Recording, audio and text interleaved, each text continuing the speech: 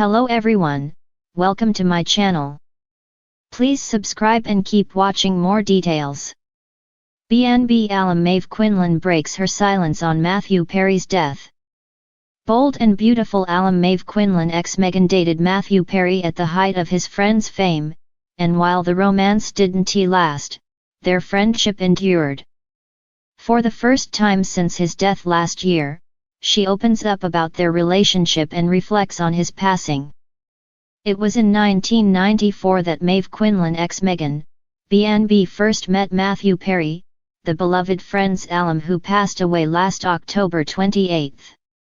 At the time, both were just carving out their respective showbiz careers and resided in the same building. "We lived at 999 Doheny Drive in LA," recounts the actress. In a meet-cute worthy of a sitcom, she knew him only as the cute guy by the elevator, but I never knew his name, so he became known to me as cute guy by the elevator. We would always run into each other at the same time, usually when I was coming back from an acting class or a night out. Then, one night, I was out with friends and I saw this guy and he kept looking at me and I kept looking at him, she recalls. And finally we were like, do we know each other? Their conversation led them to realize that they were both accomplished tennis players. Perry had been nationally ranked in Canada. Quinlan had attended USC on a tennis scholarship and had gone pro for a time, who had pivoted to acting. Continues Quinlan, "I was like, what would I've seen you in?" And he said, "Nothing. I'm in a bunch of failed pilots and some TV shows you probably wouldn't have seen, but I played a tennis player on Beverly Hills 90210. But then he said, I am out with my cast, so I'd better get back to them. We just shot this other pilot that I'm hoping will go, so I'm pretty excited. We went our separate ways that night without even saying goodbye." A week later, their prior connection was made clear. "I walked into my building and there's cute guy by the elevator," the actress says. "He was about to push the button and he looked at me and I looked at him and we were like, oh my god, this is how we know each other." As we stepped into the elevator, he gave me his name and I asked, "So what's the name of your pilot?" He said, "It's called Friends Like US." And I was like, cool. Good thoughts, I hope it goes. I'll look out for it. As the elevator doors opened on my floor and I stepped out, he held the doors opened and kindly asked, "Wait, how's acting going for you?" I told him I had done 2 Super Bowl commercials in a day on The Bold and the Beautiful, but so far that was it. He said, "I bet Bold and Beautiful brings you back. Love the name." The doors shut and I never saw cute guy by the elevator again until 6 months later when I turned on the TV on a Thursday night. There he was, on a show now called Friends, and not Friends Like US. I yelled at my roommate, "That's cute guy by the elevator." And there on this new show were the castmates he was out with that night. I had the biggest crush on him, but I never saw him again because by the time the show was picked up, he had, like every actor does, moved to the Hollywood Hills. Fast forward to 2002. When Quinlan and Perry ran into each other at a charity tennis event. "We got on like a house on fire," she smiles. Initially, it was romantic. At the time, Quinlan was aware of the actor's addiction issues. "When Matthew and I embarked on a romantic relationship, he was 100% sober and was very open about his previous struggles," she explains. "That was his one fully sober year, and we were practically inseparable. One of the reasons he liked being with me was that I didn't do drugs.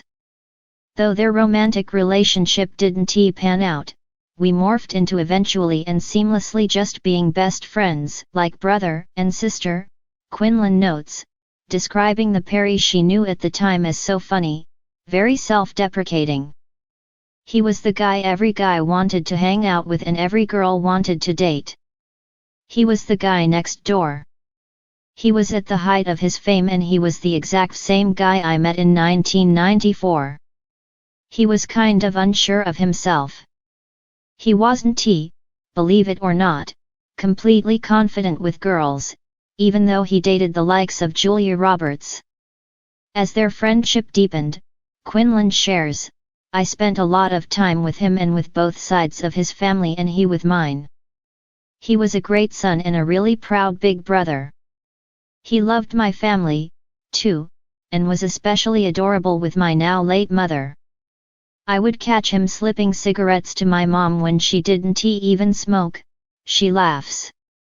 I asked her, Mom, what are you doing? And she looked at me and dryly said, I am smoking with Matthew Perry, as if to say, and your problem is. I gave up after that, but he made an old woman feel young again. He was so good to her, and proud to introduce her to everyone when he'd have her join me at friends' tapings. It was a really beautiful thing to watch. He was so good like that. My niece and nephews would fly in from Ireland to visit me, and he would equally roll out the red carpet for them. Quinlan and Perry spent a lot of time together on the tennis court. We had a big tennis group that we formed with our friend and instructor Drew Gerstein and our mutual friend, Hank Azaria, that eventually grew into a who's who of celebrity tennis players who were our friends Scott Foley, Gavin Rossdale, she says. We'd always take the college kids we played tennis with out to dinner and Matty always picked up the tab. He traveled in the best group of guys, who were more brothers than friends, the majority of whom were the exact same guys he started off his career with, Azaria being the top of that list. Once Matthew and I reconnected, we traveled in a pack, not too unlike the sitcom he was on. He was so solid and unfortunately, not solid in other ways. Title, Reflections at Dawn, BNB alum Maeve Quinlan breaks her silence on Matthew Perry's passing. In the quiet hush of dawn, when the world seemed to hold its breath, Maeve Quinlan found herself sitting by the window of her cozy bed and breakfast, bathed in the soft glow of morning light. The chirping of birds outside provided a gentle backdrop to her thoughts, which were heavy with the weight of recent events. Matthew Perry's death had sent shockwaves through Hollywood and beyond, leaving behind a profound sense of loss and disbelief. For Maeve, who had shared a special bond with him during their time on the set of Beverly Hills, 90,210, the news had hit particularly hard. As she sipped her steaming cup of tea, Maeve's mind drifted back to the days when they were both young actors, navigating the tumultuous waters of fame and fortune. She remembered Matthew's infectious laughter and his innate talent for bringing characters to life on screen. There had always been a spark between them, a connection that transcended the boundaries of their professional relationship. With a deep breath, Maeve closed her journal, feeling a sense of closure wash over her like a gentle wave. Though the pain of loss would never truly fade, she knew that she would carry Matthew's memory with her always, a beacon of light in the darkness of the world. And as she stepped out into the embrace of a new day, Maeve Quinlan felt a renewed sense of purpose, ready to face whatever challenges lay ahead with courage and grace. For in the end, she knew that love would always conquer even the deepest of sorrows, shining bright like a beacon in the night.